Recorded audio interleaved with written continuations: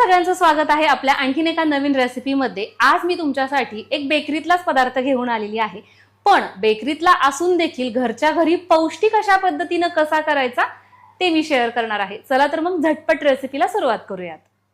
एका बाउलमध्ये आपण घेत आहोत 6 टेबलस्पून बटर। यामध्ये आपण टाकतोय 2 टेबलस्पून दूध आणि 6 टेबलस्पून आपला रेग्युलर गूळ आहे, तो मी अशा पद्धतीने एकदम बारीक चिरून घेतलेला आहे। हा देखील आपल्याला 6 टेबलस्पून घ्यायचा आहे। आता या तिन्हीचंही एक छान असं मिश्रण तयार झालं पाहिजे, गूळ पूर्णपणे वितळला पाहिजे तिथपर्यंत आपल्याला हे हलवत राहायचंय। साधारण एक 5 ते 6 मिनिट कंटिन्युअसली मी याला हलवून घेतलेले आणि तुम्ही बघू शकता याचं टेक्स्चर अतिशय स्मूथ आणि बटरी अशा पद्धतीचं हे दिसतंय। आता याच्यामध्ये आपण आपले इतर इन्ग्रेडियंट ऍड करतोय। तर सगळ्यात अगोदर बाउलवरती एक स्ट्रेनर आपण ठेवून घेतलेला आहे। 1 कप गव्हाचं पीठ, 2 tablespoon custard powder, 1 tablespoon milk powder, अर्धा टीस्पून बेकिंग पावडर आणि हा 1/4 टीस्पून आहे, त्याच्याही निम्मा आपण इथं बेकिंग सोडा घेतलेला आहे। 3 बोटांमध्ये बसतं एवढं आपण मीठ घेतलेलं आहे। आता हे सगळं आपण चाळून घेतोय।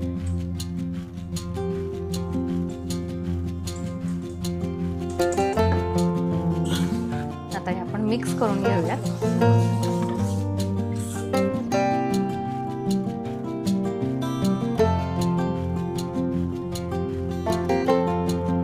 आपलं हे काम होतंय ना, तोपर्यंत आपल्याला काय करायचं असतं, आपला जो OTG आहे तो प्रीहीटला लावायचा आहे। म्हणजे आपलं नेमकं टायमिंग होऊन जातं, हे मिश्रण तयार होईपर्यंत OTG प्रीहीट होतो। हे अशा पद्धतीने तुम्ही बघताय अगदी इझिली हे पीठ मळलं जातं।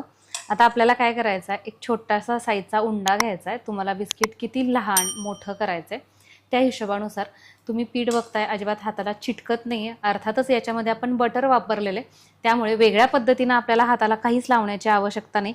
हलक्या हाताने हे पीठ असं वळवून घ्यायचंय आणि अशा पद्धतीने याला आकार द्यायचा। तुम्हाला हवं असल्यास तुम्ही याच्यावरती खसखस लावू शकता किंवा इतर जसं की डेसिकेटेड कोकोनट असेल किंवा काही ड्रायफ्रुट्स असतील तर त्याचा सुद्धा वापर करू शकता। तर मी सुद्धा इथे अशी थोडीशी खसखस टाकून घेतेय। बघताय तुम्ही छान असं दिसतंय ते खसखस टाकली की। ट्रेला मी तूप लावून घेतलेलं आहे आणि यावरती आपण ही बिस्किट अशा पद्धतीने ठेवून घेतोय।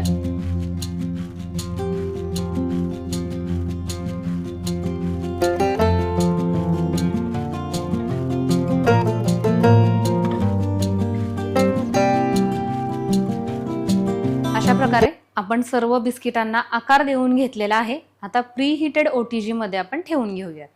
10 मिनिटांसाठी हा OTG आपण 160 अंश वरती खालचे आणि वरचे दोन्ही रॉड चालू ठेवून प्रीहीट करून घेतलेला आहे। आता यामध्ये ट्रे ठेवलेला आहे, आपण टायमिंग लावत आहोत 20 मिनिट। तर आता याचा टायमिंग झालेला आहे, काढून घेऊयात। तर याला आता आपल्याला पूर्णपणे थंड करून घ्यायचे। हे बघा, बिस्किट पूर्णपणे आपल्याला थंड होऊ द्यायचे। जोपर्यंत गरम आहेत ना त्याला अजिबात हात लावायचा नाहीये। तुम्ही इथं ही खालची बाजू बघू शकता आणि ही वरची बाजू, हे जे क्रॅक्स आहेत ना ते क्रॅक्स म्हणजेच आतमध्ये पर्यंत हे बिस्किट व्यवस्थित अशा पद्धतीनं बेक झालेले आहेत, त्याचं ते चिन्ह आहे। आता आपण एक तोडून बघूयात।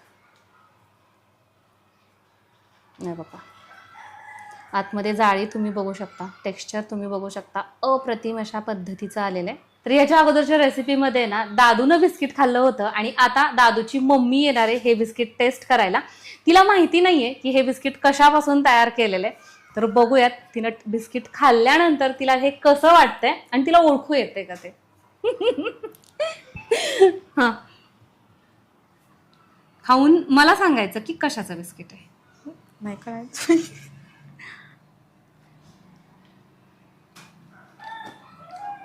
गव्हाच्या पिठाचं आहे का? हुशार जाऊ बाई। नाही गव्हाच्या पिठाचं बरोबर आहे, पण कसं लागतंय चवीला? छान लागतंय, चांगलं लागतंय। आणि गव्हाच्या पिठाचं हे तुला चवीवरनं ओळखू आलं की कसं काय? नाही कलर त्याचा बरोबर दिसतोय ना असा जरा right, गव्हाच्या right. कलर सारखा. चला तर मग शितूला तर हे बिस्किट आवडलेलं आहे. तुम्ही सुद्धा घरी नक्की ट्राय करा आणि ट्राय केल्यानंतर कसं वाटलं हे कमेंट करून सांगायला विसरू नका. जर ती रेसिपी करत असताना तुम्हाला काही नडलं तर कमेंट सेक्शनमध्ये मला ते प्रश्न विचारा, मी त्यांचं उत्तर देण्याचा नक्कीच प्रयत्न करेल. परत भेटूयात एका नवीन छान साध्या सोप्या रेसिपीसहित. तोपर्यंत बाय. बाय.